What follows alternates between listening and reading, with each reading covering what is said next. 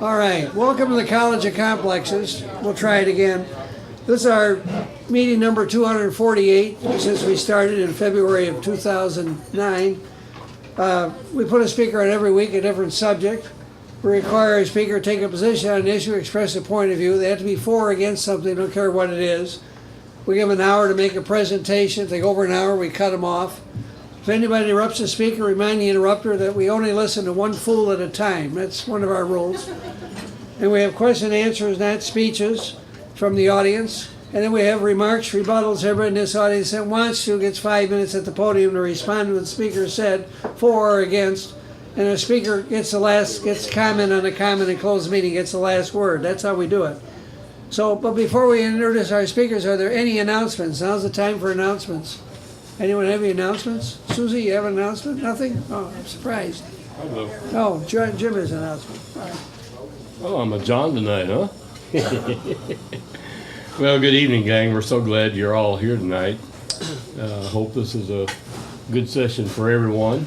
Just a quick reminder, I apologize to all of those of you who come regularly for repetitiveness of what I'm going to say, but we appreciate being at Barbeck's tonight. They're gracious to us as hosts. They don't charge us a meeting room charge and make it so that we have to charge a fat admission fee just to get in the door, which we appreciate. And what we've promised them we would do is we will come in and we will order some chow from them, not just come in and sit on a seat and occupy their space and make them clean up after us with no revenue going in the restaurant buckets or tip money going in our servers' pockets.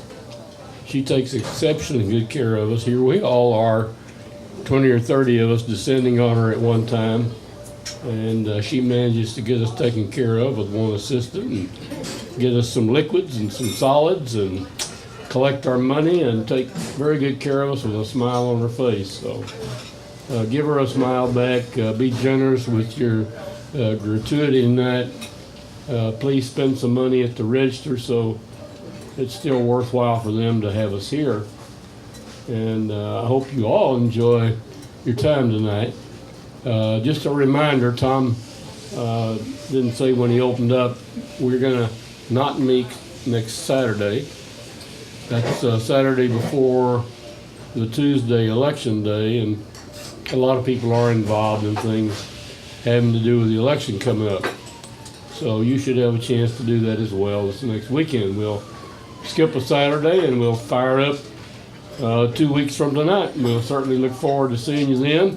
We'll miss you next week. But Tom, carry on. I think I've got the necessity done. All right. Take care. Almost. Look, that's don't need to do that.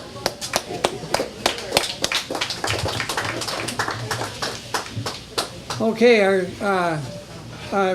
he already announced that we're not going to meet next week. Our following week is Jim Crilly.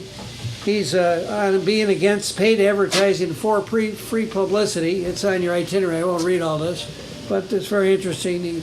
2 weeks from now, you might enjoy that. Well, tonight we have the topic is, can America withstand more so-called free trade agreements? Suzanne Carpenter, our speaker, is an accountant and concerned citizen turned activist who's alarmed by the deceptive so-called free trade agreements.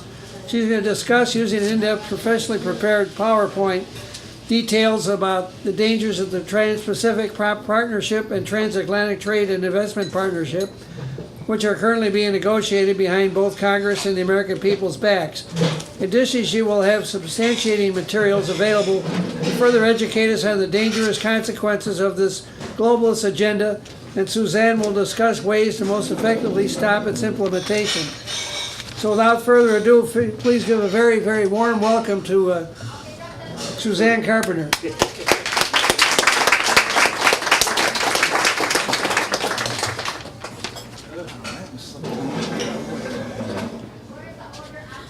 Thank you, Tom, and thank you for allowing me to come here to speak tonight.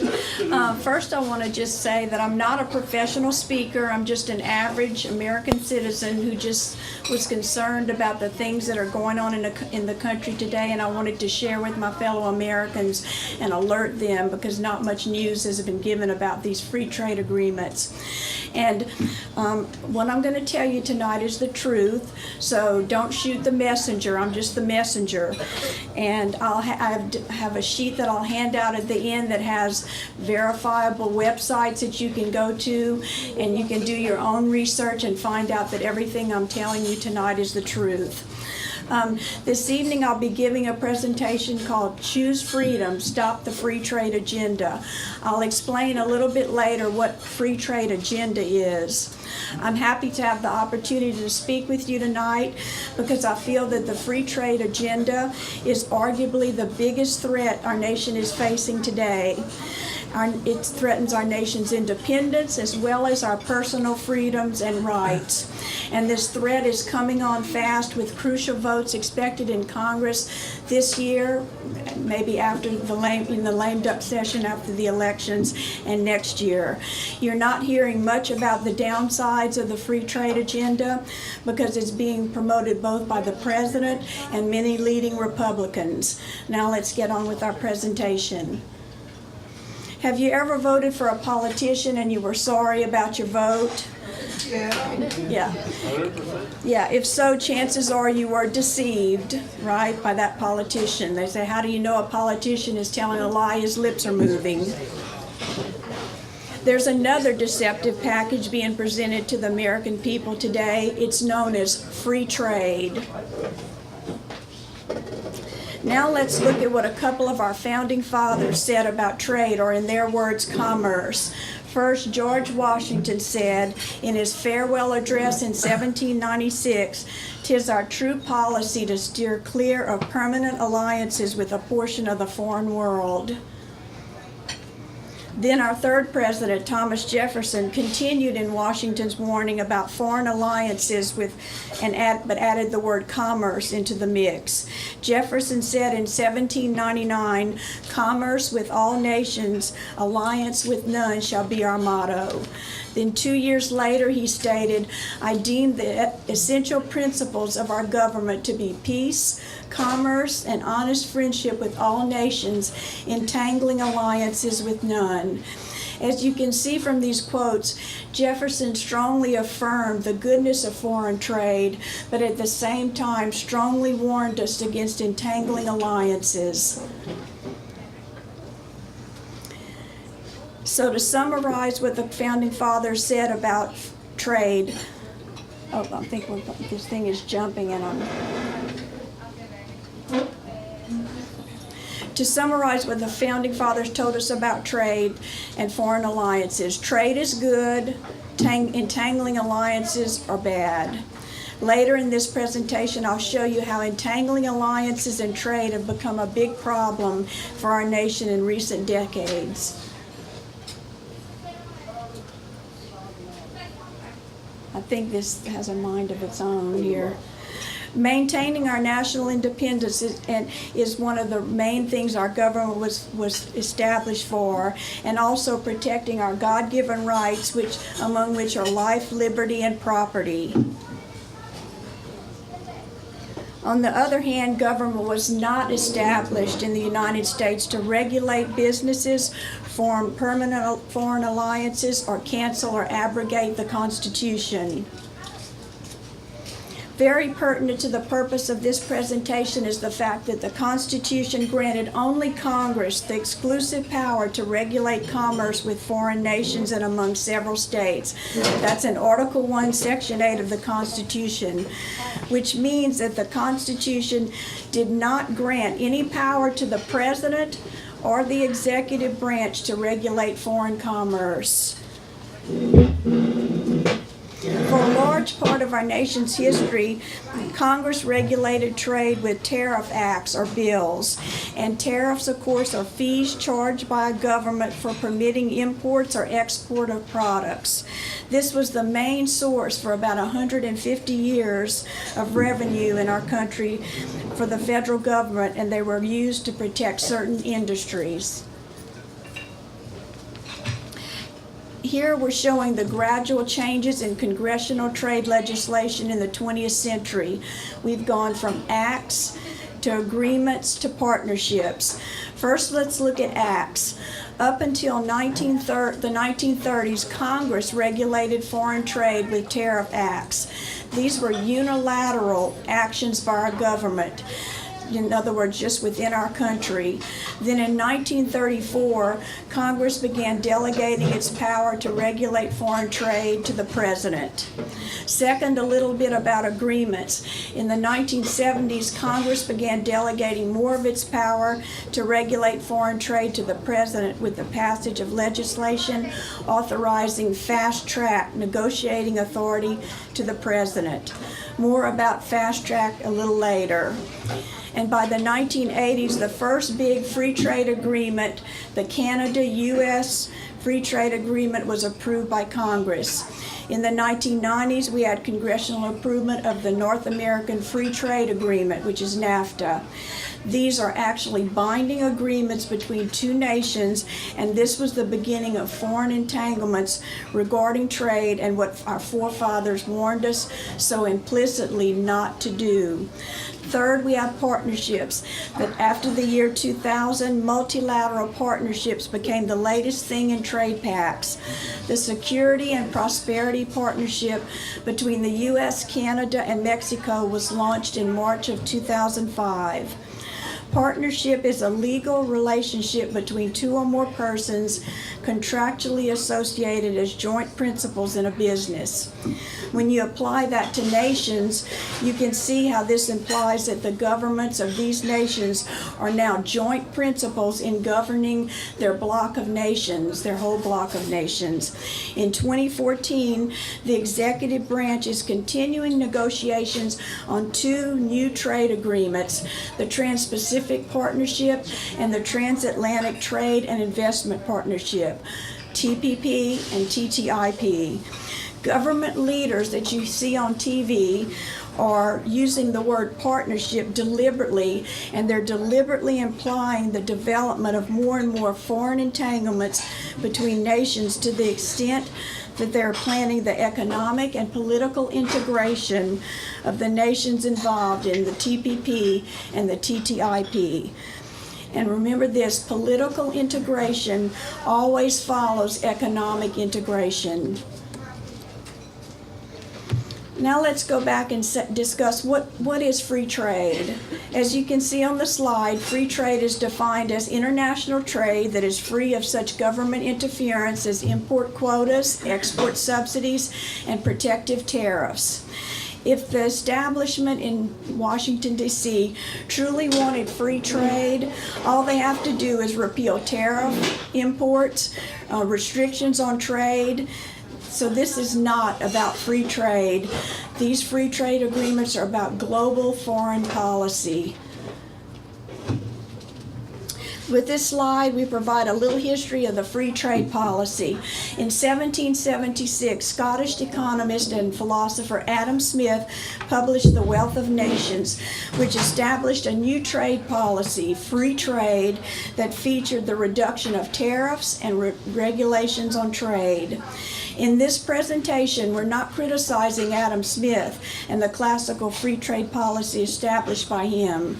However, what we do criticize is the present-day free trade policy that consists of negotiating complex trade agreements or partnerships between two or more nations that reduce tariffs, but that also include provisions for managed trade, as well as for many other entanglements that have absolutely nothing to do with trade. We call this the free trade agenda. Now let's move on to an example of free trade deception, that of Europe and the steps that led to the now European Union. Beginning in the 1950s, many European political leaders, with the assistance of American foreign policy establishment leaders, helped negotiate a series of free trade agreements among European nations. The first agreement was for a European coal and steel community in 1952, which included 6 nations, and France and Germany were 2 of the 6 nations. This was sold to the European people as, after World War II, more prosperity and more jobs. Does that sound familiar? I want you to note also, too, how big this area continues to get with each slide as more and more nations are added to this European Union. The next free trade agreement established the European Economic Community in 1957.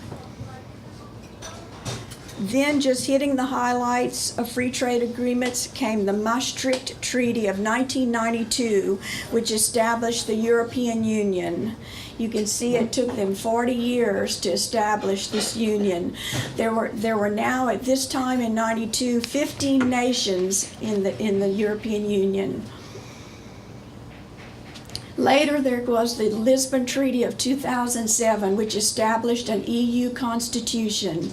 The people of Europe were told that they would be able to vote on the EU constitution. In other words, whether to keep their own sovereign constitution or vote for a new EU constitution.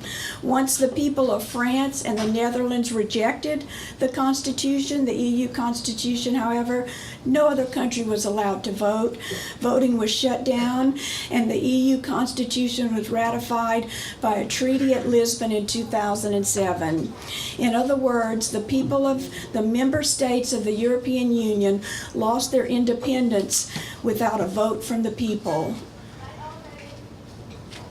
Now, as of 2013, the EU has 28 formerly independent nations, which are now known as member states.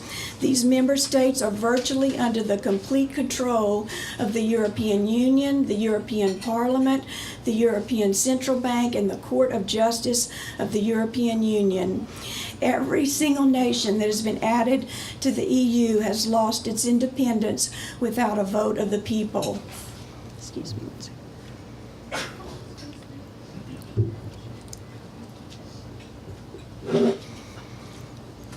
This slide shows just how many different agreements and treaties have been signed since 1951 to build the European Union.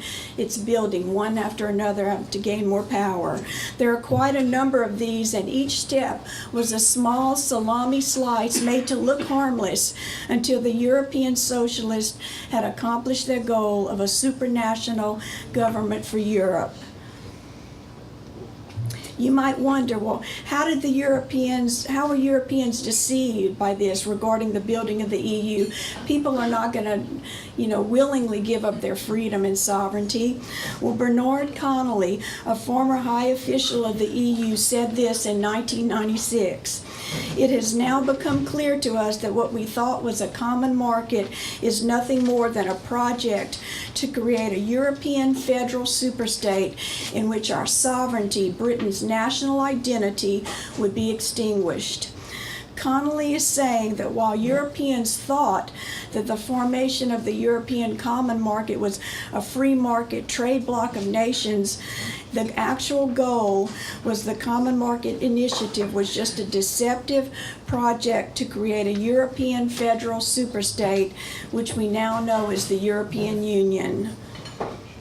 The Europeans are also, even to this day, continuing to be deceived. In fact, the Peterson Institute, which is here in the United States, approvingly refers to the ongoing deception of the people of the European Union today as integration by stealth.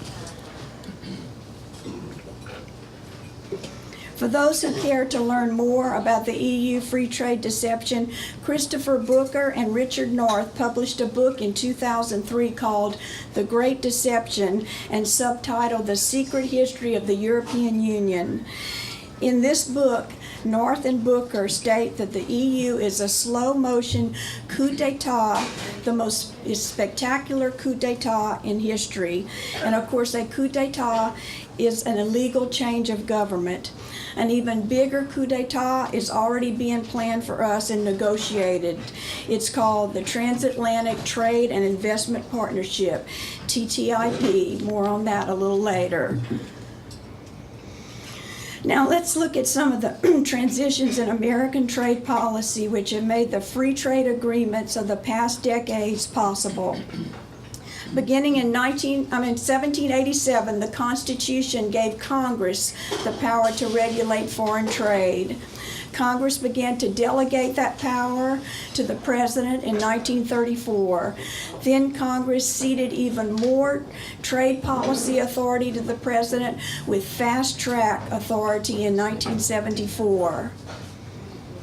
Here's a brief description of what fast track is. Congress gives the President authority to negotiate trade agreements, and it's done through a bill in Congress. Fast track requires Congress to vote completed agreements up or down within 60 days with no amendments and no filibusters. Fast track has been in effect from 1974 to 1994, then it was started in 2002 and stopped in 2007, and it's currently not in effect.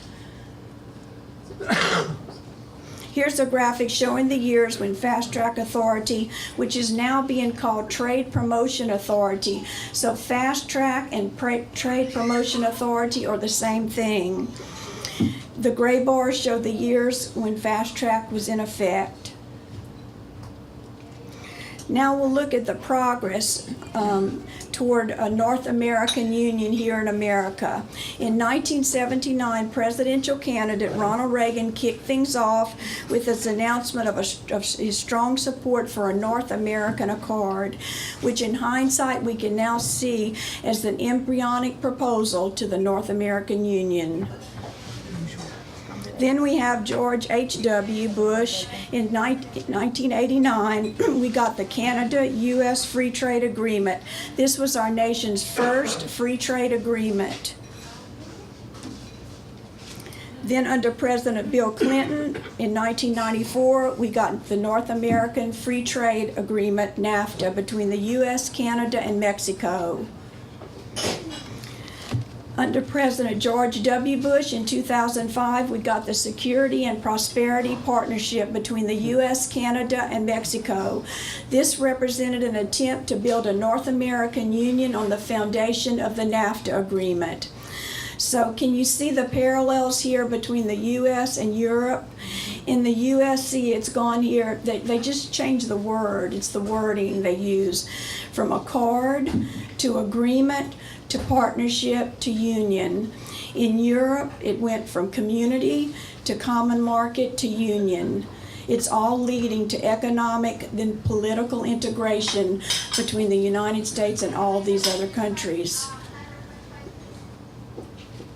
Then in 2009, the Security and Prosperity Partnership was phased out, but its attempts to build a North American Union still continue under President Obama as part of the North American Leaders Summit beginning in 2005 until the present. Here's the timeline of the free trade agenda events for the United States pertaining to the building of a North American Union. I don't have time to go through all of the timelines on this graphic, but it's available in this magazine called The New American that we have available for sale after the meeting.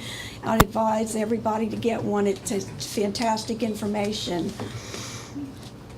It's worth highlighting that a free trade area of the Americas, the FTAA initiative, began in 1994 and began picking up momentum in 2001. The John Birch Society launched a Stop the FTAA campaign in 2004, and by late 2005, the FTAA movement had fizzled out. Then in 2005, President George W. Bush announced the Security and Prosperity Partnership. That same year, the John Birch Society launched a Stop the North American Union campaign. By 2009, SPP, Security and Prosperity Partnership, and the NAU initiative was abandoned. In 2011, Robert Pastor, known as the father of the North American Union, published a book called The North American Idea, A Vision of a Continental Future,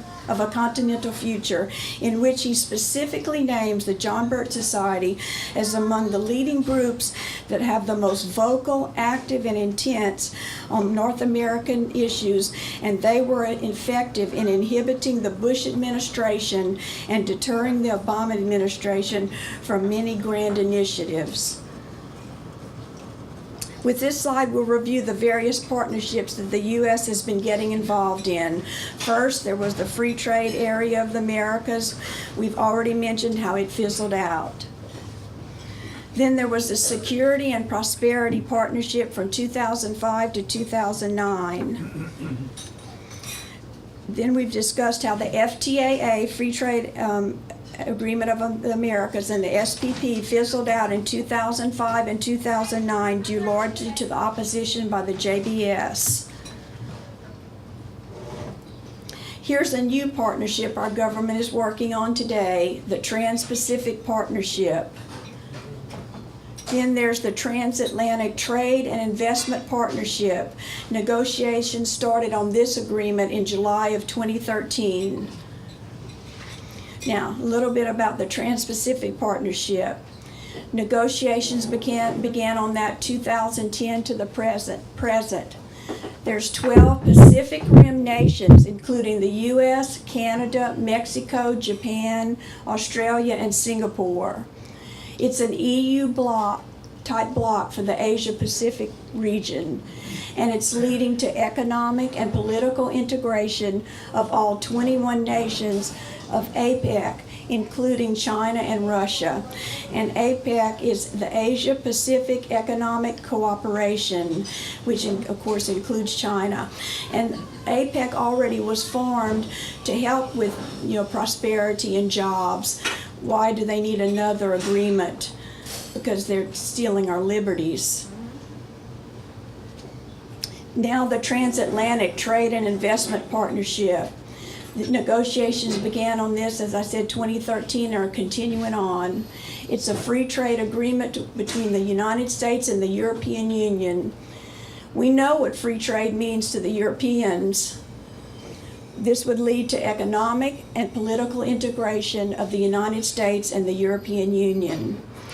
Also, a little side note on here, too, that there was an EU, European Union, and Russian summit in late 2012 where Bilderberg President Herman Van Rompuy,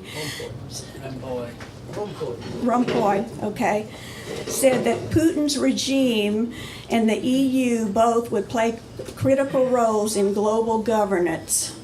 In 2005, if you wonder, well, can it be that bad in the EU?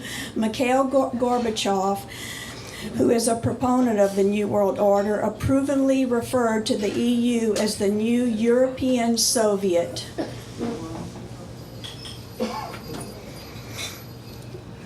Here's a key educational resource that I just showed you that has everything that we discussed tonight for you to take home and learn more.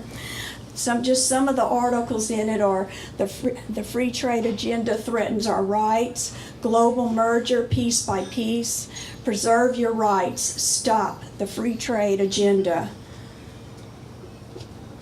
Here are some of the tools that we have available also. From the left is the JBS website, where you can have action pages. You can send emails to your congressman. There are two pamphlets. One called Not So Free Trade, the other What's the Real Price of Free Trade. Then the New American that I just spoke of, a reprint from one of our New American magazines. And since we've done this PowerPoint, there's two new tools. This one is how the free trade agenda affects you. This is the one that's closest to my PowerPoint presentation tonight. And the other is this book. This is the one that's in the drawing tonight, so I hope everybody signed up for that. International Merger by Foreign Entanglements. Fantastic history on all of these free trade agreements. This slide tells you, how can you stop the free trade agenda? What can we do? Well, we know these trade deals threaten our independence, our freedom, and our economy. We need to educate others with the tools on the previous slide. Provide leadership in your area. Get more information from the Choose Freedom, Stop the Free Trade Agenda page on the JBS website. And if you'll look at the little handout that I gave to you tonight on immediate action. Yeah, I handed these. Get these. Yeah, I gave some out there. Okay. Oh, yeah.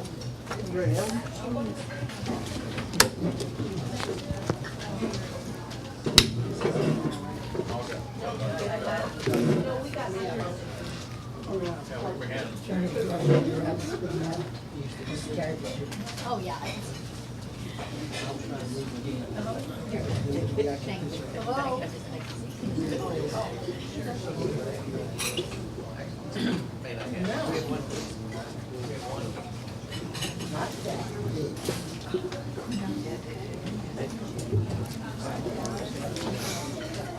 This is what we can do, guys, to stop this, okay? I talked with my congressman, who is Kenny Marchant, and I actually talked to his policy advisor, and I called and I asked, you know, how do you think the congressman is going to vote on Trade Promotion Authority? And he said to me, he'll probably vote for it. So we've got a lot of work to do to stop these congressmen that are going to be, and a lot of Republicans love free trade. So you need the immediate action we need to do is to call and email your U.S. congressmen and senators, and I put all of the ones down here that I think Tom had given me that could possibly be your congressman.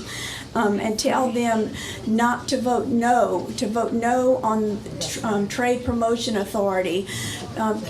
Congressman Marchant's policy advisor told me that they may vote on this during the lame duck session of Congress. That's after the election. So, I mean, if you have a policy advisor telling you that, you know, it might definitely happen. The House bill number that I've been given was 3830, HR 3830. That may not be that I've called since then, the actual number of the bill when it does come up. But if you call and say, don't vote for Trade Promotion Authority, they'll know exactly what you're talking about. Then you need to call your congressman and also tell them not to approve the Trans-Pacific Partnership Agreement, which also, the Trans-Pacific agreement could also be included and voted on in the lame duck session. And also contact them not to vote for the Transatlantic Trade and Investment Partnership. A vote for that one is likely expected in 2015 or early 2016. So, and then obtain some of the booklets, pamphlets that we have available today and help educate others about the dangers to our national independence and personal liberty. And then if you know of any other group that you would like to share this with, I'd be more than happy to do that. And we invite you to join us to preserve our national independence and our personal freedoms and our economy by working to stop the free trade agenda. Thank you.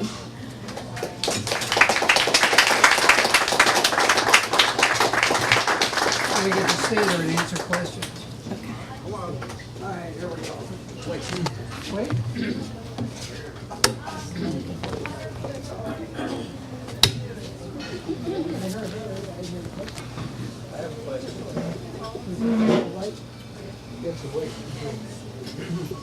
He wants me to wait for somebody. You know the reason. He's filming it.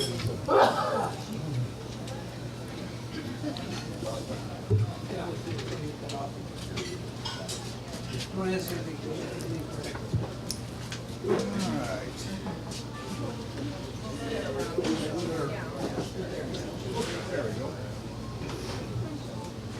Now you can ask. Ask. Susan, Yes, sir. you mentioned several times in the presentation that we were losing our liberty because of these 20. Can't hear you at all. And my question is, can you name, I would like to name, let's say, 3 liberties you feel like they're named. Can't hear you. Can you speak up, please? Put it in your mouth. I'm sorry, what? I'm gonna start singing in a minute. You're gonna be sorry you asked me to do that. Anyway, just as an example, I would like for you to name 1, 2, or 3 liberties, particular liberties, that you feel like are in danger because of these free trade agreements. And what are the mechanics of the agreements that limit those liberties? The liberties that we're losing in the Bill of Rights are freedom of speech. You see that every day where we're not allowed to say. People are, lose their jobs for just making a comment about something. Freedom of religion. Look at what happened in Houston where the mayor was actually asking the pastors to turn in their sermons before they even gave their sermons. That's losing your freedom of speech, sir, and that's a liberty. Let me ask you, what happens to the free trade agreement cause that? There is one thing about preaching from the pulpit. Churches are what's called nonprofit organizations, and as part of being a nonprofit organization, you're not supposed to take political stances and all that sort of thing. So, but how did a free trade agreement impact the mayor of Houston or whomever? Well, you asked me the liberties first. You asked me the liberties first, and then you asked me the free trade agreement. That was, okay. Well, I don't see the connection. Well, with these free trade agreements, we're going to be losing our liberties. We're going to be tied to all of these other countries, and it's really through the United Nations. The United Nations is behind all of this. Where, you're in the United Nations Charter. It's not like the Bill of Rights, where you're guaranteed, Congress shall make no law to prevent freedom of speech, freedom of religion, freedom to address your grievances. In the UN Charter, it actually says that your liberties come from the UN. And then the UN, if your liberties come from a body, that body can decide and take your liberty away from you. So that's how we could lose our liberty and our freedom, because this is through the United Nations, and we could lose our liberty that way through the free trade agreements. I wouldn't make a comment. I don't think that's accurate. Okay, well, sir, you have your right to your opinion. I can answer this question. Okay. With 2 examples? And wait for Mike. Okay. Yes, do you, She's going to answer his since, question. question? No, it's okay. Oh, well, let her answer She's it. answering his. Yeah, I can answer his question. No, questions now. Question response. Well, then I'll ask. No, I'm the new boss. Meet the new boss, Sammy's the old boss. Okay, question. Given that both parties, main parties, propose and agree to these free trade agreements, what hope do you have in stopping this? Good question. Pray, I don't know. I think putting pressure on some of these guys that aren't totally sold out, I think still works. Some of them still kind of have their finger in the wind, and whichever way their constituents call and put pressure on them, they'll vote. So I think putting pressure and calling them. When I called my congressman, I could tell not very many people had called him. So see, he thinks that, well, he's going to get away with doing this and nobody's going to even notice. So if we notice and put pressure and call and call and call and email them and write letters, that makes a difference. We're still a little bit free. We're still free to do that. Second question. Do you think the destruction of the trade union movement in this country that adamantly opposed these NAFTA and free trade agreements was a grave mistake by the right wing, since the JBS is also now against it. I don't know, John, the answer to that. I'll get your email though, and I'll find that out. I don't know. You can consider my comment like a question. Okay. Because if you disagree. Put a question mark at the Okay. end of it. Okay. So I know two examples of how the Trans-Pacific Trade Partnership limits local government and takes away local control. Put the microphone. I know two examples. One, my theme is environmental protection and conservation and stewardship of the land. So I got involved in fracking, limitation and regulation only, not banning, and the Keystone XL Canadian pipeline protest. And these are connected to GMOs in agriculture because that's a petroleum influence on agriculture. Okay, so the Trans-Pacific Trade Partnership has within those parameters agreements to sell the liquid natural gas obtained from fracking to China and to China for one country. And that means that the Trans-Pacific Trade Partnership, in making agreements, would require fracking to be allowed in a local area, like Texas. And then it would take away, like your city council or your county government, to say, like Denton is trying to do, we ban fracking in our area. Question, Question, please. Did I talk too much? question. So, Your speech time comes later. well, if you disagree, if I'm not right, then it's a question, because what I say is somewhat tentative, because I learned it. But that's an example.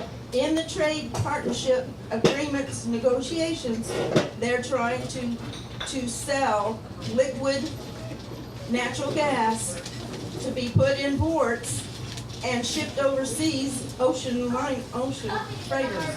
It's a huge thing, and it would limit your local government. Does that answer his question? Yeah. No, I don't think so. No, It would override your local government. I don't think it would. I think the local government would. No, they wouldn't. Well, okay, let me see if I can get a question.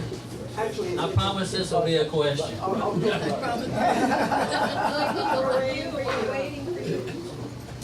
You mentioned about the European Union, and I think we all recognize that most of the countries in the European Union are now being controlled from a central authority in Brussels. That's right. The French will take their orders from Brussels. The Greeks, the Germans, they all are going to take their orders from Brussels.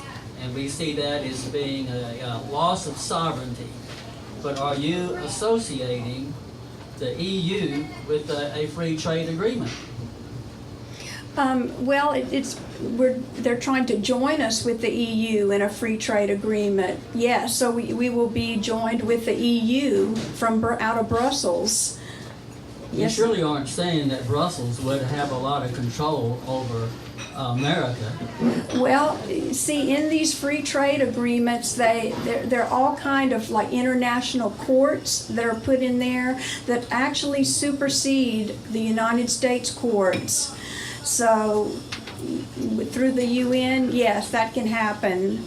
Anything can happen, but you'd have to get more specific as how exactly a free trade causes us to lose our independence and lose our freedom and foul up our economy. It has to be a connection, a direct result. I mean, we have our government and our Constitution, which isn't meaning much to anybody, but a free trade agreement with some other foreign country should not affect us. We're just going to trade. They get products from us and we get products from them. How does it affect independence, freedom, and economy? in these free trade agreements that nobody has been able to look at, including congressmen. Congressmen have, Senator, I'm answering your question, sir. Senator Wyden, a Democrat from Oregon, had to beg, scream, and kick just to take a peek at what's in these agreements. If it was just about free trade, it'd be like, okay, you can trade with this country. These are some of the things, sir, that they have found out that has been leaked out in these agreements.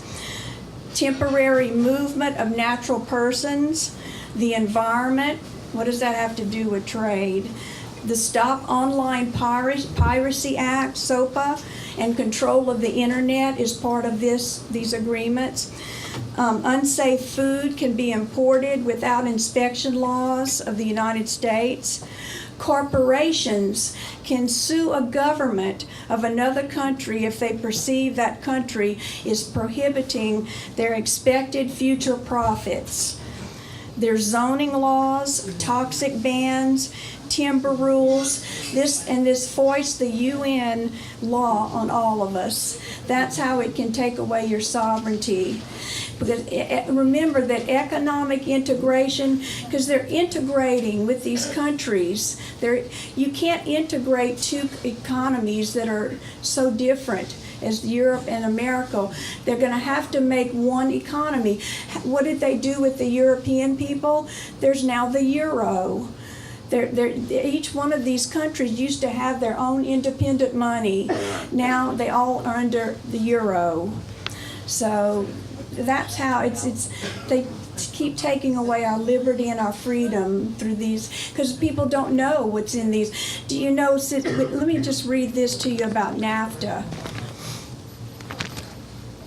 Since NAFTA in 1994 already, and this is all verifiable. I have a sheet at the end I'll give every person that you can go to these websites or there's plenty of websites that verify this information. You just have to research and look for it.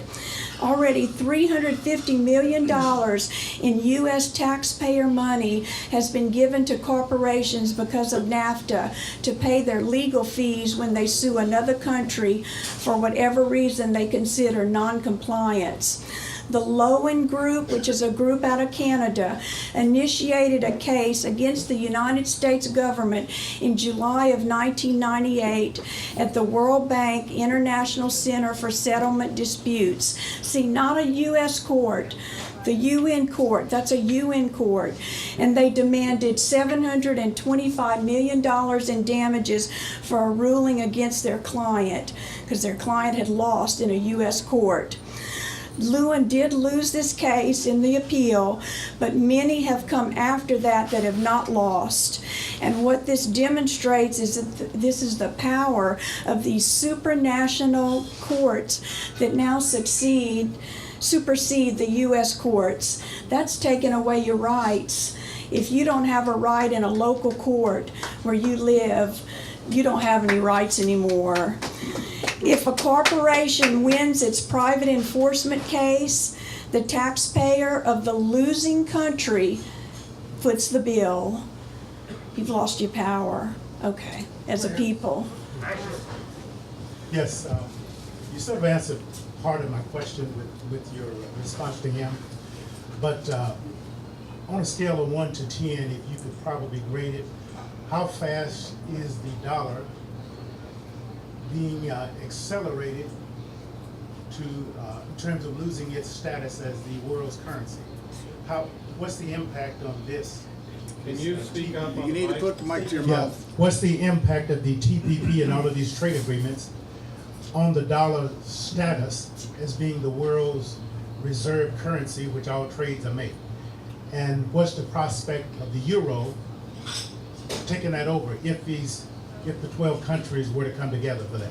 I don't know the exact answer to that question, but all I can tell you, sir, is that, with the Europeans, that all their money changed to one currency, the euro.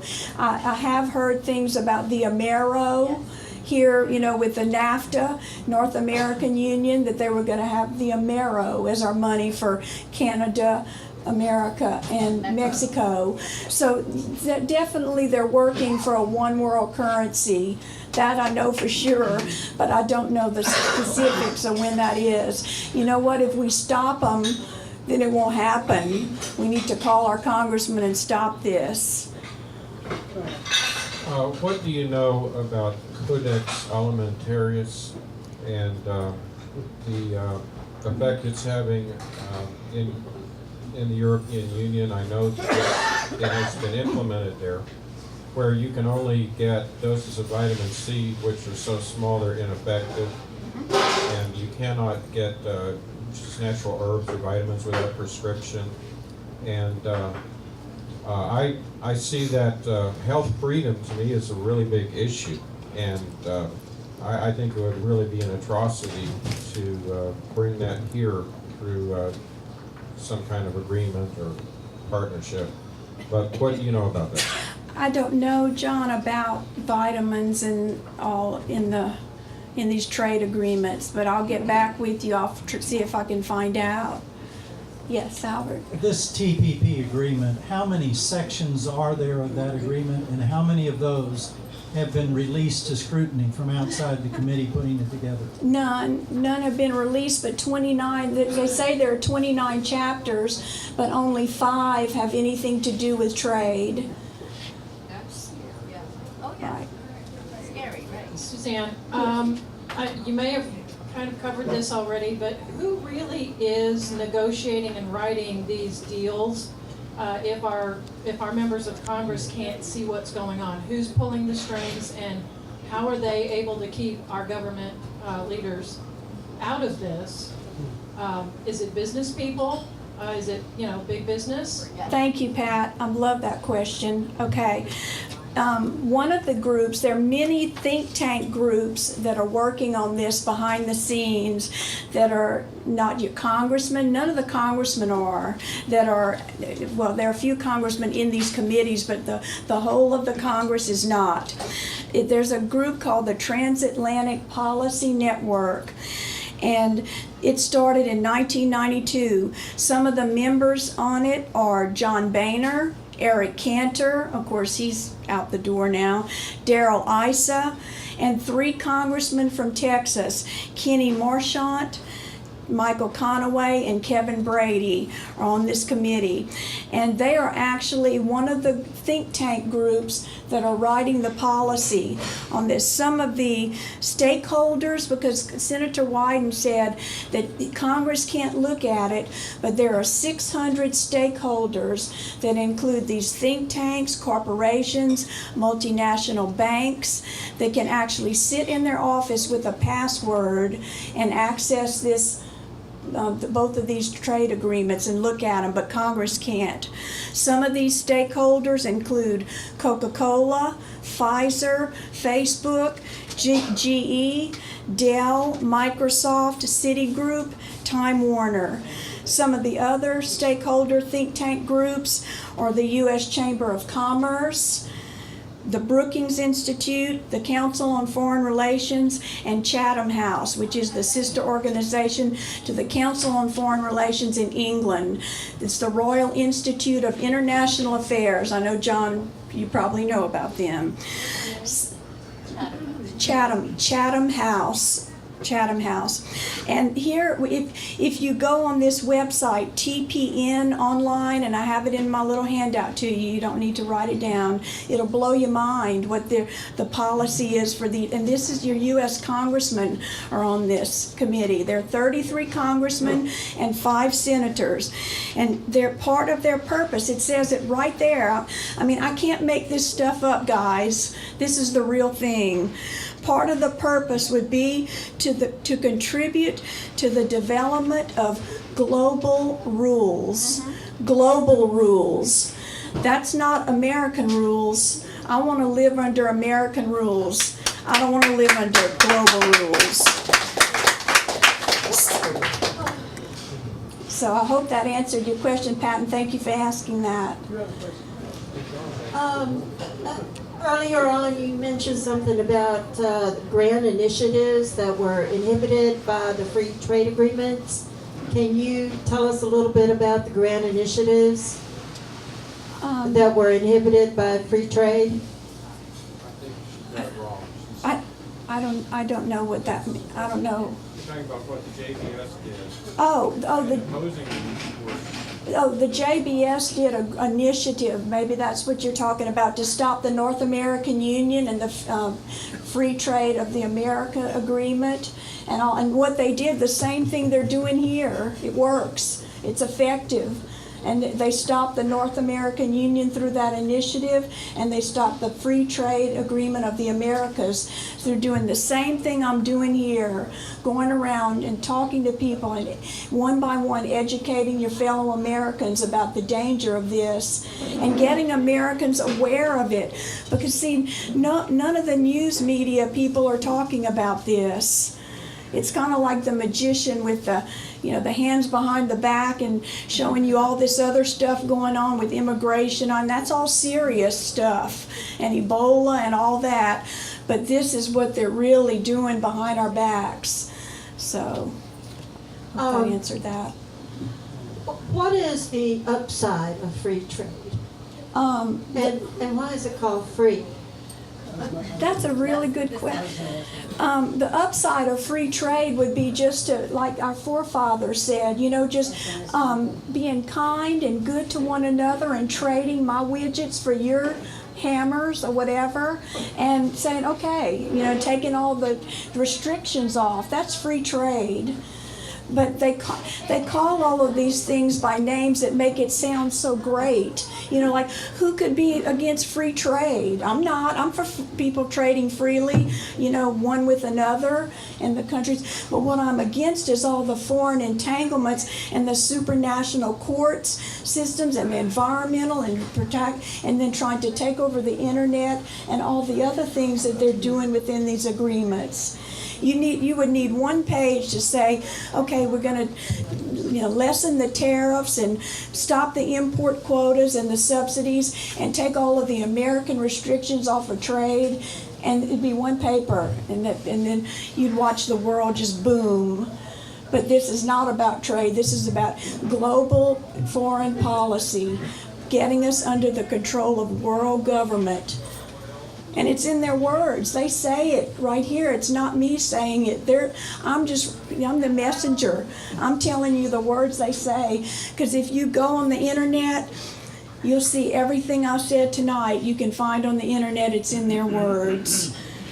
In fact, in that Transatlantic Policy Network that I hope all of you will go on, I hope you just shut that website down.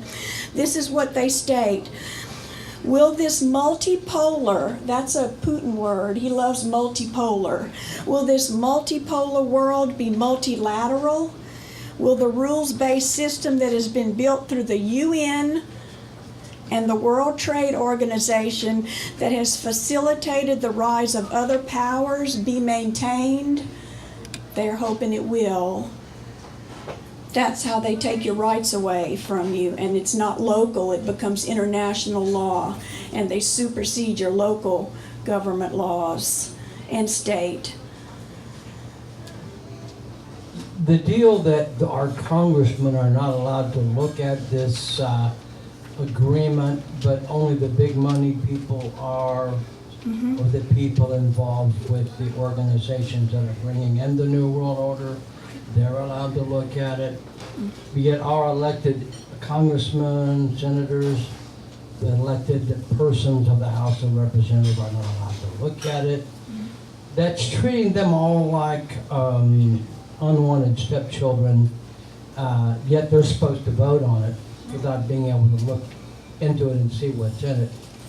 It seems like that's criminal, and it should be automatically unconstitutional and therefore automatically illegal. Has anybody in the John Birch Society tried to analyze the Constitution with a magnifying glass to see what can be found in the Constitution that would declare it to be unconstitutional and therefore illegal? Because if it's not, it should be. It's a travesty on the American people and our elected officials. Amen. I say amen. All I can say is amen to that. Because such things should not be. Right. Right. They're obviously being treated like stepchildren by the big money people, Right. and the people bringing in the New World Order. Absolutely. The other thing I'm interested in is the JBS ever thought about employing a very good, highly learned Bible prophecy person to interpret exactly why all these things are transpiring and coming to fruition? Because the way I see it, it's just all biblical prophecy concerning a one world order headed by an Antichrist coming to fruition. They're calling it the New World Order, but it's going to wind up being the one world order of the Antichrist. I'll just stop you there, sir, only because the JBS is not a religious organization. I'm just saying, even though they're not a religious Well, organization, it sounds like they have a lot of high IQ people, and I think that would be a very intelligent thing to do, since it's already all been prophesied, both in the Old and New Testament, and it's all becoming fulfilled by all these agreements, which are bringing in the New World Order, which will be the one world order with the Antichrist.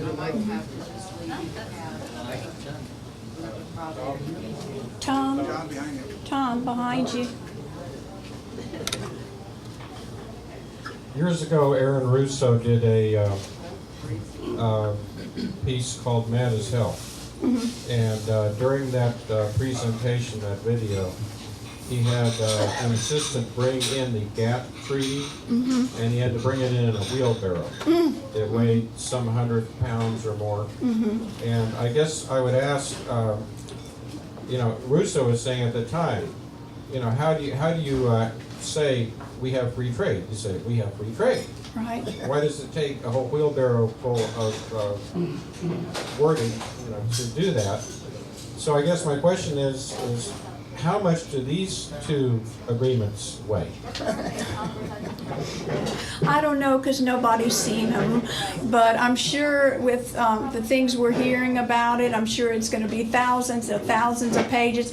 And it's not so much what's in these agreements, which is super bad enough, but it's the regulations that they write after these agreements, or if the law is passed, that is so dangerous. Because an agreement could be this many pages, but the regulation could be 10 times that. Because then they start writing the policy and the law on that.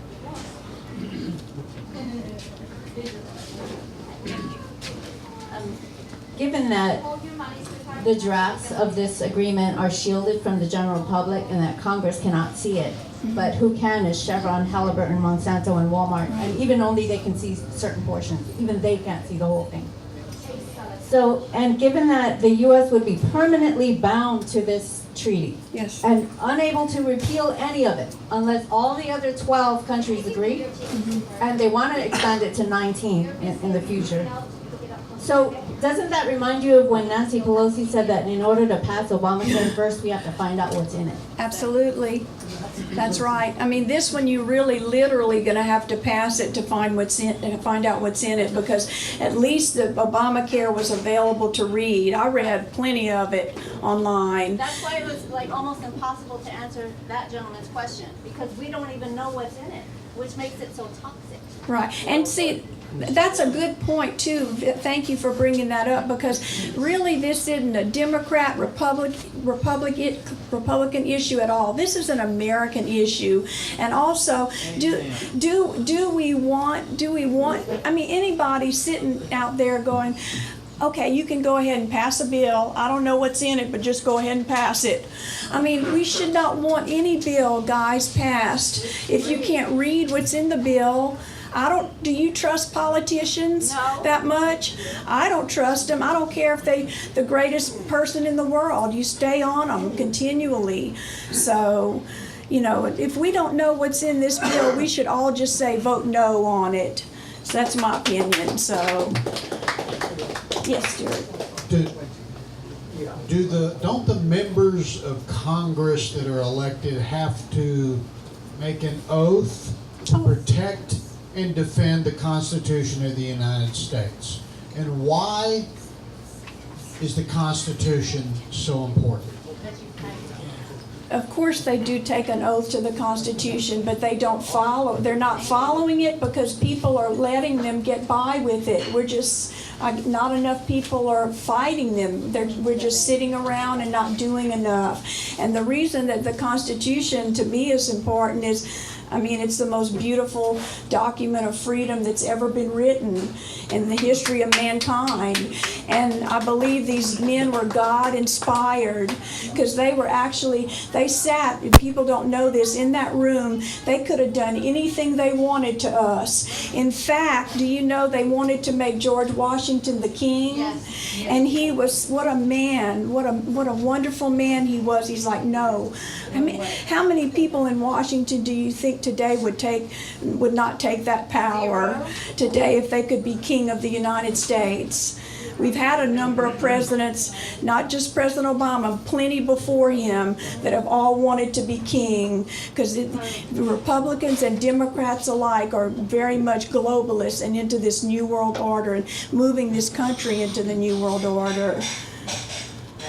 Did that answer?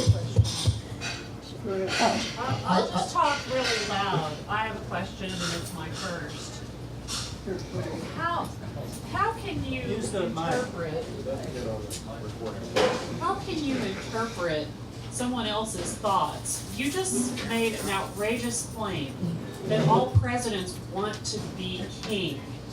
I think that's outrageous. She did not say That's not that. what she said? Okay, you didn't say that. I said that they may have, if they were offered that many, probably would take that. I mean, that is speculation of the highest. no, I disagree with you. I mean, by their actions and some of the things that they've done, I think many of them would like to have been king. I agree. So, I think we'll just have to agree and disagree. Well, As much as I detest the Trans-Pacific Yeah. Partnership, as much as I detest that, I think that your argument needs a little bit of fact as opposed to just this inflammatory rhetoric. well, okay, about well, the which, name me a president you think has been followed the Constitution. You tell me, ma'am, who do you think has followed? No, you giving me no, don't take the microphone. You made a statement and accused me of something. You tell me, what do you think? Who do you think a president in our lifetime has been fantastic? Tell me something that they've done that you think is great, that they did not try to seize power while in office. I'd be glad to hear it, honestly. A king implies a monarchy, which implies completely overturning our system. That is not what any of our past presidents, in my belief, have done. So I'll pass this on to the next person to ask a question. Okay, I respect your opinion. That's you know what, ma'am, that's why I love America, is that we can all say what we feel, and I respect your opinion on that. This ties into my question. If I had the chance, I would like to be B.B. King, not Rodney King.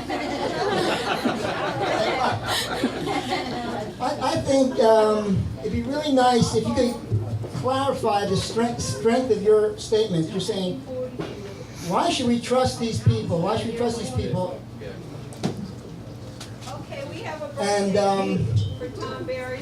how strong are these leaks? In other words, what of substance? It's Tom Berry's birthday. We'll have to stop this thing. Just for a second. Just for a second. Happy birthday to you. Happy birthday to you.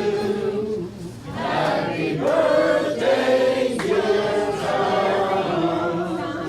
Happy birthday to you.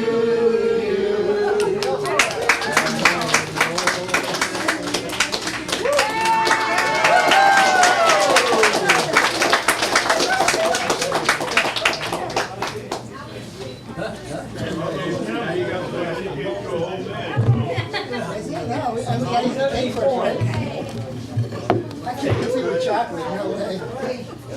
7-4.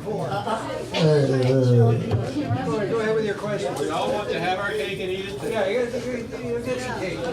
Hope this is enough. Suzanne, you're still on point there. Oh, okay. I thought I was done. Okay. Is that free trade chocolate? Somebody, I have a writer for that one. Back to my question. Okay, how solid are your leaks? You call them leaks.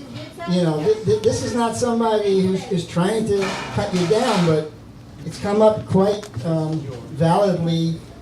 You know, if you can't read it, what are you talking about? And I've heard that, you know, they're going to overrule things about where we live and what we buy, and they're going to sue us and this and that. But how do you know that? If you can't read it, what do you know? Well, the people that have read it, sir, have leaked this out. Who? Okay, well, one example is Congressman Alan Grayson. Alan Grayson, Democrat from Florida, said these are his words. He's a Democrat, I said. He said, after seeing just a part of the bill, he's actually taken to the U.S. Trade Representative's office. They can't read it in Congress. They're taken to the U.S. Trade Representative office. And after reading this bill, he said, this is a threat to democracy. And this bill, the TTIP, hands over the sovereignty of our country over to corporate interests. What else is there?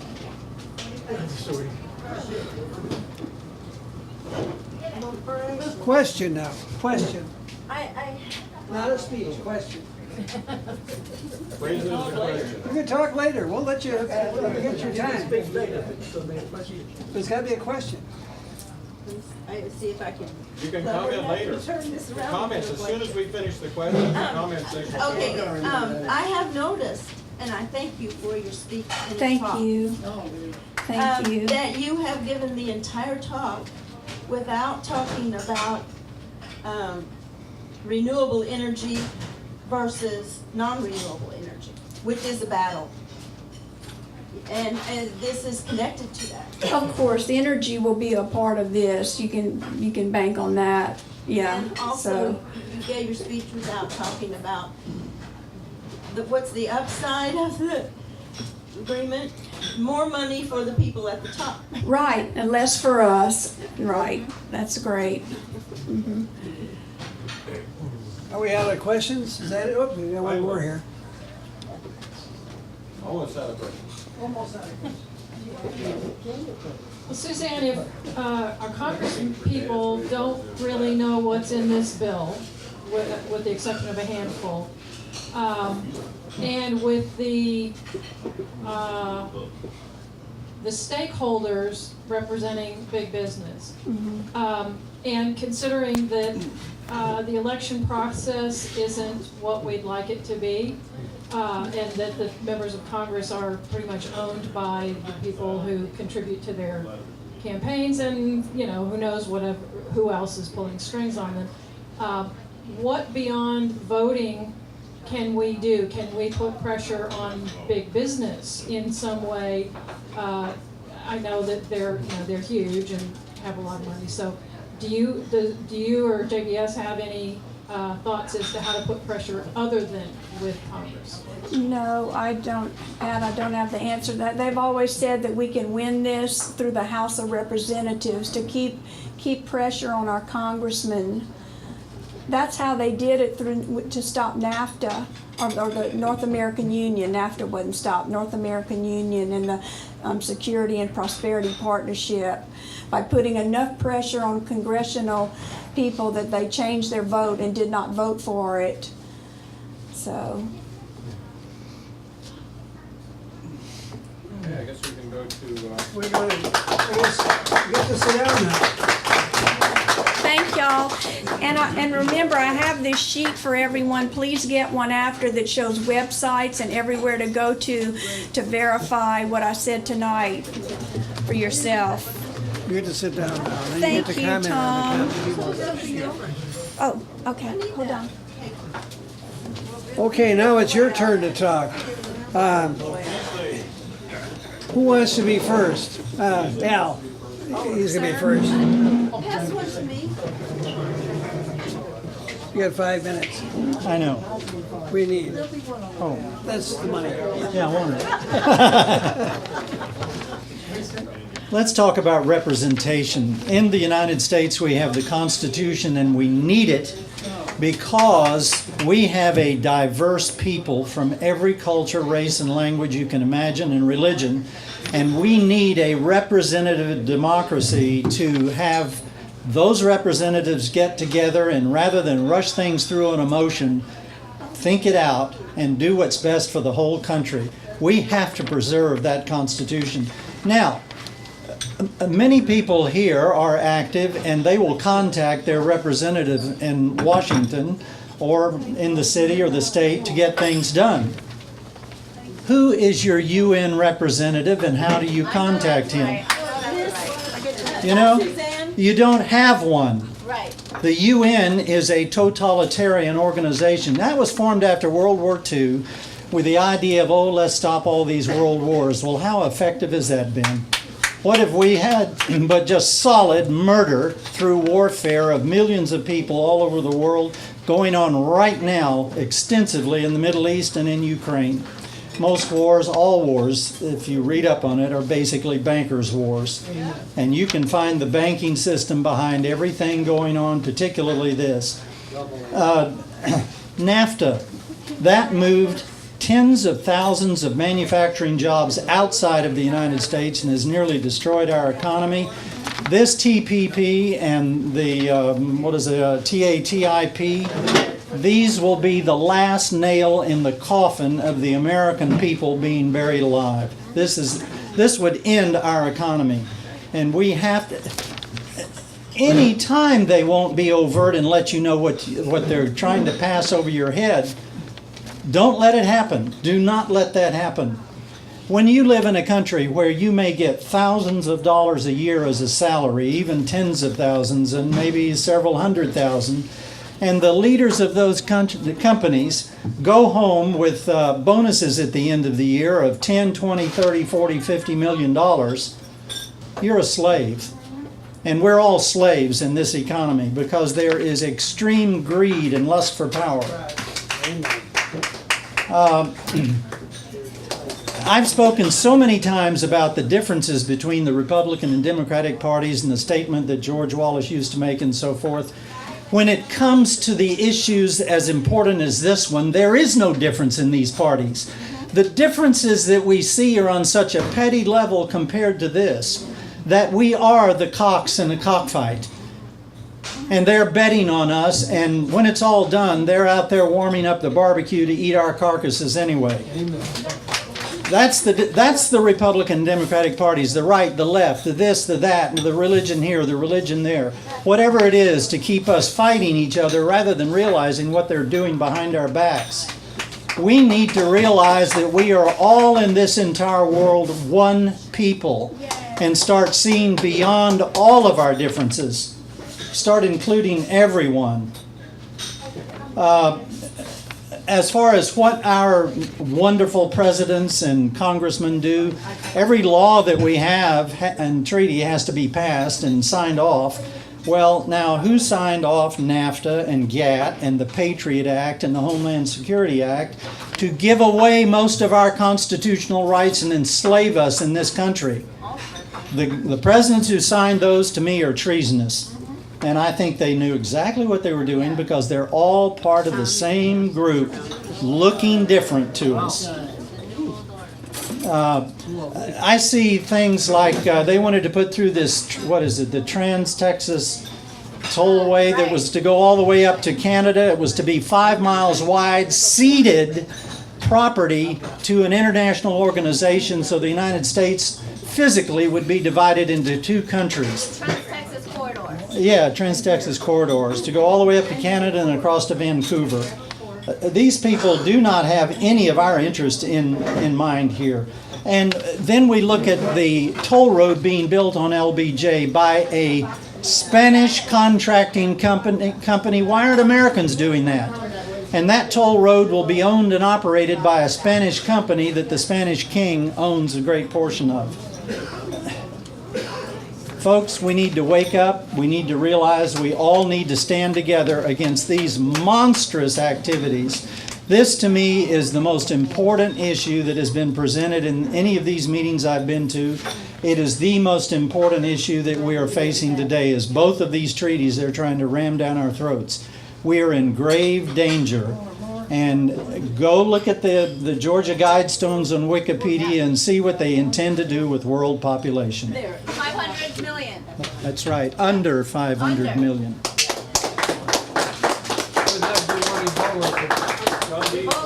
Who's next? Who wants to be out? Come on up here.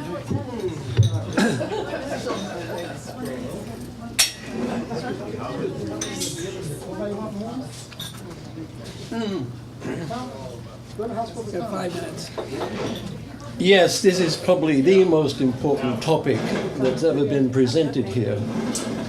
As many of you know, I wrote a book titled Sabotaging America, because I do believe America has been sabotaged. Now, let me go into that. Now, there is a difference between the EU and America. In fact, the EU as a whole runs a trade surplus, okay?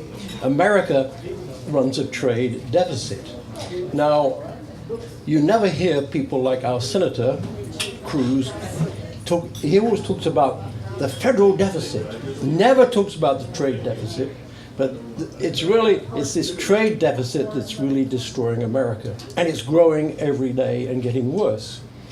Now, when you talk about these trade agreements, it's quite clear what's in these trade agreements. All you have to do is read what was in the World Trade Agreements written in the 1990s. Okay? Now, the part of it that I was interested in was the economic and financial section of the WTO agreements. And actually, if most Americans read them, and you can read them because they were widely known, it's astounding. In fact, what it did, these trade agreements are written by the major corporations, and which are financial corporations and major American corporations. And as I said before, these are cartels. Okay? Now, what is a cartel? Well, when there were kings, they gave charters to individual companies like the East India Company, and they were given large territories to trade in. They were a cartel. There was no competition. And so worldwide, what we're heading towards is cartels. Now at home, we're heading to oligopolies. That's to say, they're near monopolies. So, and you can see this, go across America. You see the same names, Starbucks, Amazon everywhere. They are near monopolies, oligopolies. And they are the people writing these rules. Now, what has happened, look what's happened to America. There's been what's happened is a degradation in the American standard of living. And of course, this system cannot go on. Now let's talk about trade. The only country in the world ever had free trade was Great Britain in the end of the 19th century, where they were on the gold standard. They had zero tariffs, okay? America has never had zero tariffs. There's never been a free trade country, ever. So, and as you said, both parties support this. So, look, the game's over. I mean, Now, what happens, in fact, for example, back in the year 2000, Enron sued Argentina, okay? Because Argentina was in financial trouble, so they were imposing tariffs and things on trade. So this had a negative effect on Enron, and they sued Argentina and won a settlement from Argentina. Now, America has also had disputes with the World Trade Organization and has lost 80% of them. Now, in fact, the laws, these World Trade Organization laws, affect state and local principalities because they have to abide by these. They can be sued in the World Trade Organization. So that's how it affects American trade. But more importantly, has been the degradation in the American economic base. I mean, it's vanishing. It's vanishing. And so my question is how is America going to pay its way in the world? I mean, this country has been literally taken apart by it. Now, you talk about these Congress people. Well, of course they're going to vote for it, both parties, because they're paid by these cartels. So what would you expect to happen? I mean, it's obvious. Now, John, a few weeks ago, you said, well, what is a progressive party? Well, a progressive party would support the interests of the American people. okay? As as Abraham Lincoln said, we need a party of the people, by the people, for the people, okay? We haven't had that in America for, ever probably, okay? I mean, there was the financial interests have always ruled the roost, okay? And most Americans have accepted it. Well, they're going to have if they go on accepting it and not get together, because there are lots of little groups that are progressive, that really do care about the country, and basically what they cared about is the future of their kids and grandkids, because it's been sold away by. Now, why on earth they sold away, American rights? But these Congress people, in fact, what happened was that with this WTO agreement, Ralph Nader begged anybody to read it, okay, a congressman to read it, and sign off on it. Well, one Republican did. And he said, I'll never vote for this. Well, of course, next week the whole Congress signed it off, right? So really, the game's over. My judgment, the game's over. I mean, unless a progressive party comes into being and actually supports American business, American people, blah, blah, blah. I mean, really, trade is good.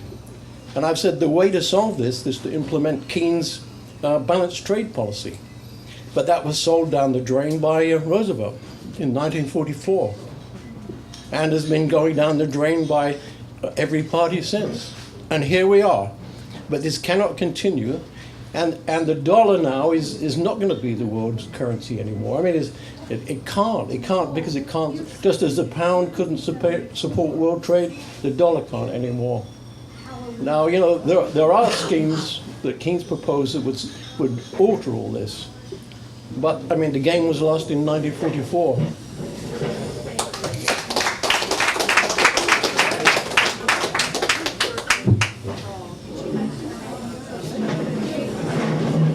Well, let me clarify and qualify here. My objection to progressive, John, is the word. It's actually the verbiage of progressive as being such an undefined term. What I believe you were talking about was populism and support of the people from the grassroots level up, which I think people in both of our fractionalized country really do support in their own challenged ways, I suppose. But going ahead, this reminds me of years ago. I was contacted by Victoria Takamine of the Kahia Alliance, and we were discussing the implementation of a treaty to cause the Kahia Reef to become an internationally protected biosphere. And I got a copy of the treaty to read before it was passed. And I did what I've been trained to do in legal circles, is I read it backwards. And I reported back to her, and I said, this is not to protect the reef. This is to allow the oil companies to pay a tax and be allowed to go and drill there and destroy your indigenous native heritage right under your noses, and all you have to have any say about it is a committee. In other words, you're screwed. And I reported this back, and she said, well, some of our elders agree with you. Well, they went ahead and they passed the treaty. So, when we're discussing true environmentalism, the other thing here, you were discussing, bringing up questions about alternative energy. I think if you really check out, and I believe this will unfold over the next coming years, at least in the area of wind generation, the fix has already been in. The particular technology used in wind generation is highly inefficient, and this has been really machinated by the corporations, by a lot of them oil corporations, GE and others. And there's going to reach a point where they're going to say, look, it's just not producing, we're going to have to go back to oil and gas and nuclear and all this, because it's just not an effective solution. When there actually is technology, there is wind capturing rotors that can be used, not the big airplane, propeller things. So what I'm saying is what we're really seeing is we're seeing the awful emergence of this Tyrannosaurus Rex monster leviathan of global fascism. This is fascism, folks. This is what we're really seeing. And it's coming to us through these treaties, through these agreements, through these partnerships. And I don't know who's writing it in the back rooms, but I know who it benefits, and it ain't us. I know, right?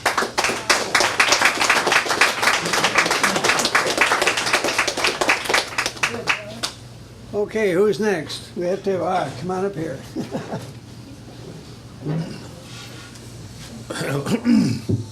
I didn't know that my good friend and I agreed on a couple of things he said this evening, and I don't know what I should say, what I'm going to say. The first thing is we should have some concern about these agreements. If you look at NAFTA, it really hasn't helped. And you look at the free trade agreement that was signed with Panama and South Korea and Colombia, I believe, recently. It will have the same type of consequences. We have to be aware sometime of concerns that groups. I never had a great deal of respect for the John Birch Society, and I tend not to believe anything they say. But we have to be careful and have some basic belief that these people who are writing has our interests at heart. Many of them don't. Now, the whole idea of trade is to get away from tariffs. We had tariffs between among Mexico, United States, and Canada until we had NAFTA. And the nation and all the congressmen could have voted the way they wanted to, and if they didn't read it, it was their responsibility, their lack of negligence, because they had plenty of time to read it and they had access to it. Now, one of the things we have right now is called fast track. And fast track doesn't give them an option to vote up or down. And that's what fast track does. So the point that people, we as citizens have to exercise our freedom. If we don't, we'll lose them.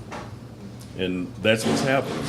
We get caught up with what they call wedge issues and peripheral issues, and we miss the key points.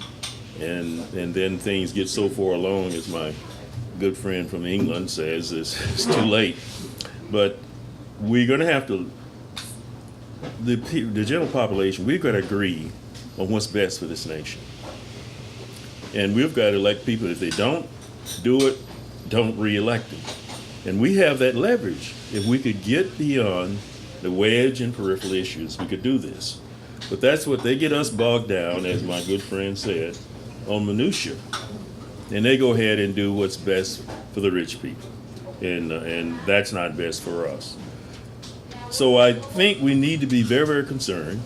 And we need to be developing organizations that is looking at what's best for us, for the nation. And we need to have a level playing field, and we don't have that now. And as my good friend said, we never have had government for the people, of the people, and by the people. We've had government for the rich, by the rich, and of the rich, always, and we still do. And they don't think about us when they make decisions. They think about their bottom line. The multinational corporation are the leaders in this. And we need to understand that, but they confuse us. And we America has always had to trade. There's a great deal that we need in what manufacturing we're doing. We got to get it from other countries. We don't have it. And I don't argue. I think that free trade is misleading. I don't think anybody really know what it means. But fair trade means that the very participants have a fair chance. And the trade agreement is dealing basically what it's supposed to agree with. I don't really connect it to the United Nations. I don't connect it to the euro. And the way the dollar and the euro is based on the market, if the United States is a very economical country, then the dollar is going to be competitive. If we don't, it's not going to be competitive. And that's what it's. I don't think Russia and the rest of Europe will ever find common ground in any type of agreement. Russia's selling all oil, and particularly Great Britain and France, they get a lot of their oil from Russia. And so they may use that as a leverage. But each nation is independent, and if you join a club, you give up some freedom. And if we join a trade union as a nation, we get freedom. It may not have a direct effect on what cities and states do, but it will have effect toward government. One of the things One of the things we do is most nations are socialists or communists, and they do all the dealing for the nation. We don't function that way. We use the counselor in the State Department to create opportunities, to find opportunities for the multinational corporations. And then they do their own negotiation. And so that kind of leaps the federal government out of the loop. And so we've got to start doing that differently, because a company, a multinational company, can't be too successful with a nation if they're dealing with a nation, unless they're the huge ones. So those are the things we look at. We still have the blueprint to make change, the right change, but we got to look beyond the narrow views that many of us have and think about what's best for the nation and not what's best for the rich. Thank you.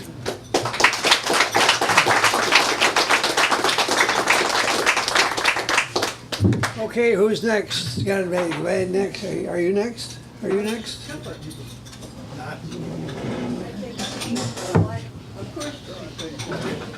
Go ahead. I don't think I'll take 5 minutes, but I'll time myself anyway. Thank you very much for preparing the talk, and you did pull in a lot of research. I can tell you put your work into it.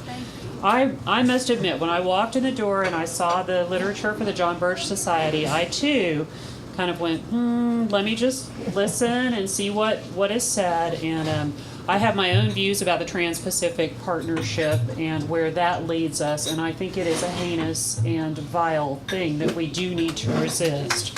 Okay, so here's your comment from the right and from the left. All right, I do, as you know, in my international business class that I studied, when I found out about the secret tribunals that were part of NAFTA, where a corporation could sue a nation and bring that before a secret tribunal, 3 people had the authority to determine whether this nation, be it Canada, Mexico, the United States, had to meet, whatever outcome they decided. Now that is a heinous thing, very heinous. And I understand that there's potential that could be built in. I want to reiterate your comments about, Alan Grayson having looked up this and, attempted to look up and his report back.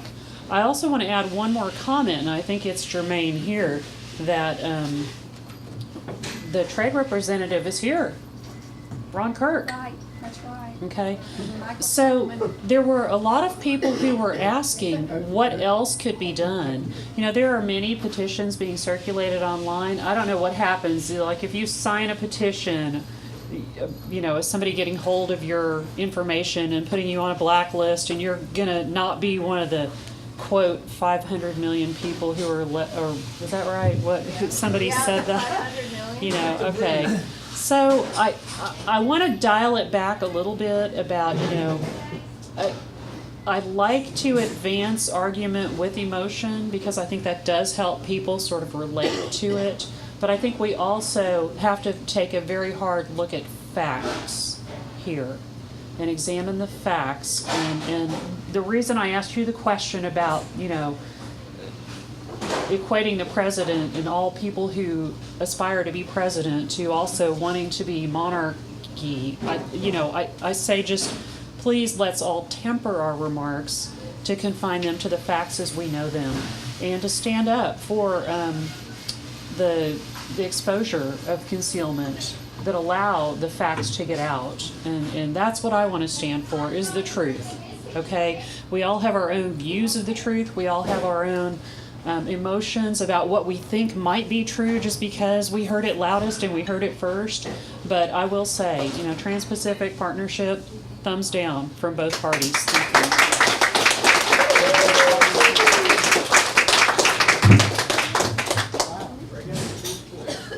Okay, who's next? There could be a next? Are you next? This will be a pretty short one. Well, come on up here. This is be a pretty short, brief. I think it's at an earlier, some earlier venues of our meetings here. I think we've heard just the TPP has been mentioned briefly before, so many of us are aware of it. But one of the best venues that I know of in terms of getting the word out of what's coming down now is just talk radio. I love calling in to shows and just bringing up topics and mentioning to it. But unfortunately here in America, unless something happens right at our front door, until it reaches our fronts, our steps, there's such an indifference to what's going on. And unfortunately, hopefully people won't wake up when it's too late, when all of this is done. And the horses are already out of the stable and can't be put back in again. But whatever happened to corporate patriotism? You after serving about 25, 26 years in the military, we hear a lot about individual patriotism.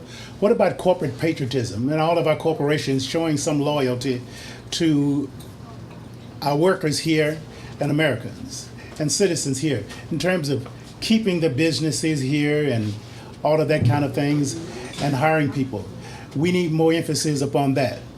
And until we get money out of politics, reverse this ridiculous Citizens United, and get money out of politics where we can hold our elected officials accountable in some system, then they will never have our best interests in mind except during the election time when they use all of the rhetoric and everything that's going on. All right, thank you.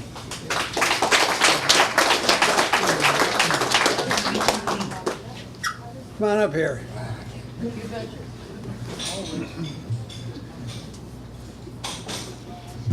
Welcome, Earthlings. You heard this quote before. One day we are going to be able to be proud to say, "I'm from Earth." This is germane, I think. I'm going to get philosophical. We can't get into nitpicking here. We don't even know what the specifics are yet. But we do see a lot of bad things going on and a lot of, we've got trans-Pacific, transatlantic, transgender. What's missing? Trans-fat, transparency. Transparency. When we achieve transparency, then we can be one big world. Now, of course, we have an allegiance to humanity. This patriotism, this nationalism, we've seen its extreme form in Nazism, and we got some, we got to watch out for that.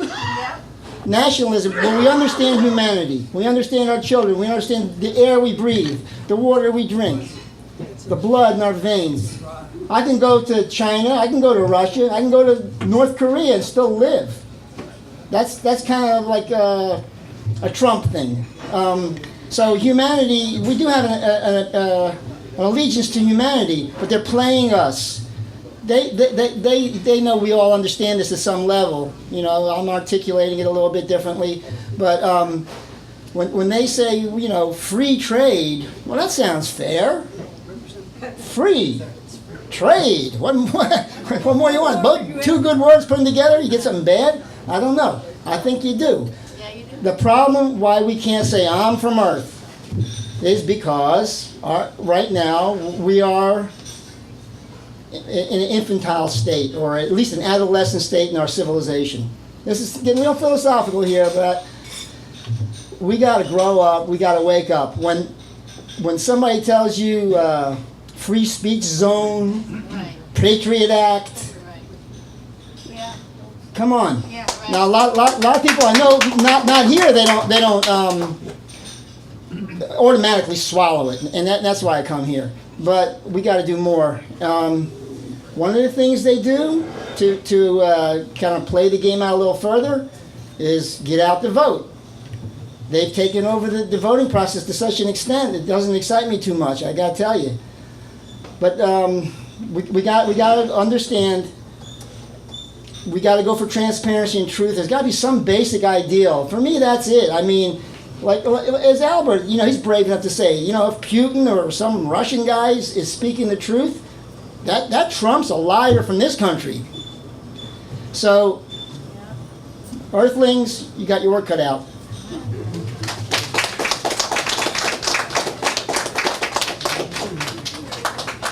Okay, who's next? Is there going to be a next? We're running out of next? I'll say last word. All right, come on up here.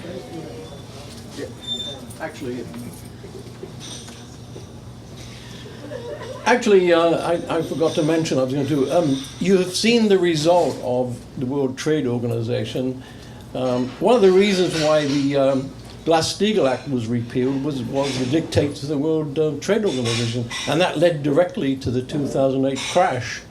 So you've already seen, results of this. I must end on a more humorous note. I have a news flash from the BBC. This is about the UK Muslims. Apparently, the UK Muslims, suicide bombers, are going on strike. And the text is, Muslim suicide bombers in Britain are set to begin a three-day strike on Monday next, in dispute over the number of virgins they are entitled to in the afterlife. Emergency talks with Al-Qaeda have so far failed to produce an agreement. The unrest began last Tuesday when Al-Qaeda announced that the number of virgins a suicide bomber would receive after death would be cut by 25% this February, from 72 to 54. A spokesman said increase in the recent years in the number of suicide bombings had resulted in a shortage of virgins in the afterlife. The Suicide Bombers Union, the British Organisation of Occupational Martyrs, or BOOM, responded with a statement saying that the move was unacceptable to its members and called for a strike vote. General Secretary Abdullah Amir told the press, "Our members are literally working themselves to death in the cause of jihad. We don't ask for much in return, but to be treated like this is like a kick in the teeth." Speaking from his shed in Tipton in the West Midlands, the Al-Qaeda chief executive Hashit Maopants explained, "I sympathize with our workers concerning, but Al-Qaeda is simply not in a position to meet their demands. They are simply not accepting the realities of modern-day jihad in a competitive marketplace. Thanks to Western depravity, there is now a chronic shortage of virgins in the afterlife. It's a straight choice between reducing expenditure of laying people off, and I don't like cutting benefits, but I hate to have to tell our 3,000 members of our staff that they won't be able to blow themselves up." Spokespersons for the union in the northeast of England, Ireland, Wales, and the entire Australasian continent stated that the change would not hurt their membership as there are so few virgins in their area anyway. According to some industrial sources, the recent drop in the number of suicide bombings has been attributed to the emergence of Scottish singer Susan Boyle. Many Muslims jihadists now know what a virgin looks like and have reconsidered their benefit package.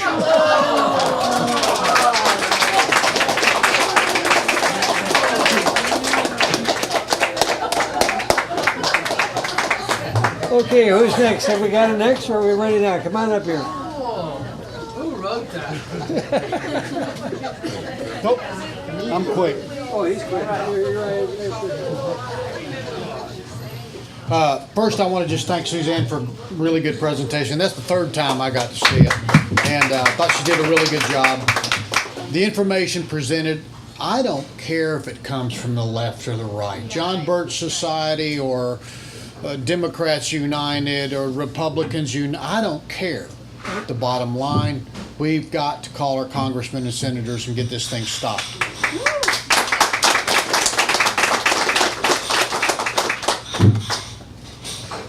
Thank you. Can you hear me? I'll make sure to speak up. Okay, I'll be very brief, I hope. I am one of the very few people who has a little first-hand experience with NAFTA. I used to work for a Silicon Valley company, and I was on an international team, and consequently I worked in foreign countries. And about 2001, I think it was, I had the occasion to be sent on a business trip to Canada to help one of their companies in Montreal to fix their computer systems. And in order for me to go, I had to fill out the NAFTA paperwork. So I don't know if anybody here has ever experienced that except for me, and I can tell you there were quite a few pages of it, and it took quite a bit of effort for us to fill out all of this NAFTA paperwork. And I remember talking to my boss, and he said, I thought NAFTA was all about free trade. And I said, well, I already knew better because, you know, I had already been informed as to what it really was. But I just thought I'd let you know that, yes, indeed, it is the opposite of what they say it is. NAFTA is not about free trade. NAFTA was about excessive regulation. It was about additional regulation. And so what we see now being told to us, I am sure, is just like what we've already seen, and that is they call it one thing and they give something else. For any people here who are fisher persons, I don't want to use fishermen because that's sort of sexist, I guess, but for those of you who deal with this, who are fisher persons, you might realize that the fish is supposed to see food, but the fisher person has a hook inside of it. And he doesn't tell the fish, hey, here comes a hook, you're going to be my dinner. No, he says, look at this free food, this is your dinner. And that is, and like I said, I actually have experience with NAFTA. I'm one of the few people who actually experienced it because I was on an international high technology team. I'm now retired. But I actually ran across that paperwork about a month or so ago while doing some cleaning, and there it was, my NAFTA paperwork in order to work in Canada. And I thought I'd let you know, it's not about free trade. It's all about something else. Thanks.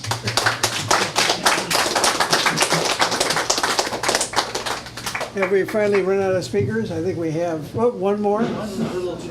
Make it short. All right. Well, as I have mentioned before, I first came to this organization at the invitation of a friend, and I had never been in an environment of so many very liberal people. And to me, at first, it was shocking. I'm trying to think, how are these people thinking? And I think I have learned a lot about that. And tonight, due to your presentation, Suzanne, which I think was remarkably good, I have seen our dear lady on the extreme left come to an agreement with everybody else on the right as to what needs to be done on one of the most important issues that we're facing, not only in this nation, in this world today. And it's like so many great leaders from history have recognized, non-Americans, that the experiment being carried on in the United States of America may hold the hope of freedom for all mankind in the future. And that was Otto Bismarck. And during our Civil War, the Tsar of Russia, I've said this before, put his navy in the Atlantic Ocean and told France and England, hands off or you'll be at war with Russia. Let them work out their own problem. And what we can learn to do, no matter how diverse our interests and our backgrounds are, is to work together to come to some form of compromise that works for everybody. Won't be 100% satisfied with it, but it works and the nation moves forward. And that's why we need to get rid of the great polarization that we've been having that has been stimulated by these same people who don't want us to see what's going on with things like NAFTA. And when we can come together, and you have done a great service, I think, and are doing, bringing this issue out. When we can have an issue that is this important, that it brings us all together regardless of all the other issues, because if this goes through, all the other issues will be irrelevant.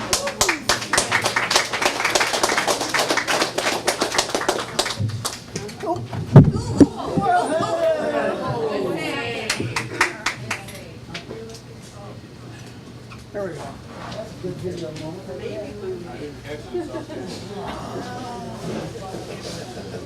Almost had a disaster there, but it's working. It's working all right. All right, you can hear me. I guess we're out of speakers, so it's time to, well, first of all, I want to thank our speaker tonight for the great job she did. I'm the last man standing, so I get to say something anyway. But I want to thank you for doing a great job tonight. I think everybody is appreciative of that. We've got a diverse country of people that where to begin. I had something I wrote out here. Wait a minute. I'll put it. A few things. Anyway, you brought up a lot of things tonight. There was a fellow named Winston Churchill. He once said that Americans can always be counted on to do the right thing after they try everything else. And there's a lot of truth in that. Our job, we're on the decline. Our jobs went overseas. We can't support our infrastructure. We need to put tariffs on corporations because they're the ones that they're ruling the roost right now. We got international corporations. They're running. They bought our Congress. We have the best Congress money can buy. That's what's happened. And they're owned by the corporations buy them, and it's on both sides of the aisle. That's that way, and we have to change that. And I think that the only way we're going to be able to do that is get the influence of maybe get Congress to act in its own self-interest to instruct the Federal Communications Commission to require the media to provide sufficient free airtime for federal candidates in general elections to air their views. That way, they represent the people instead of representing the people buying their vote in Washington. That's what we have to do, because as long as they're representing people buying their vote, they're not going to represent us. And that's the first thing we have to do.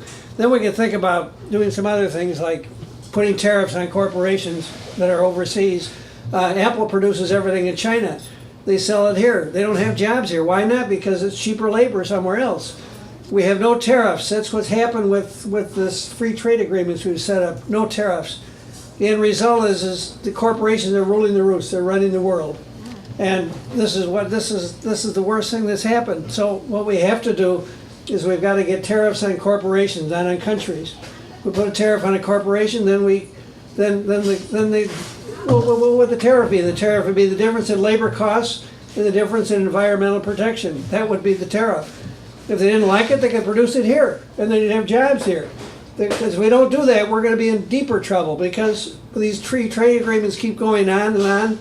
We keep losing jobs. We keep losing jobs, and our deficits keep getting worse. Our banking system goes in the sewer. Everything is in trouble, and that's where our country's going. And we can't let it go on any further. That's why I'm against these free trade agreements. I hope I'm making sense. Anyway, it's your turn to talk. The last word. I just want to thank everyone and all your challenging questions. That helps me even learn more about this. And like Stuart said, this is not a Democrat or a Republican issue. This is an American freedom, independence issue. We all want to be free and independent and remain that way as a country and a people, because we can have all different viewpoints. Everybody can share their viewpoints, but we all want the same thing of freedom for our families, our children, and our grandchildren.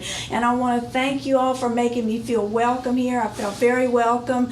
And the main thing is, just like Stuart said, call your congressman, because they don't care what we know. They care about what we do. Yeah. We need to get into action and act and call all of your friends, email all of the people you know in other states.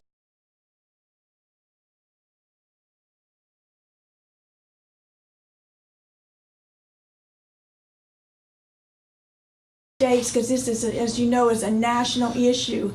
So contact everyone, and thank you everyone for making me feel welcome.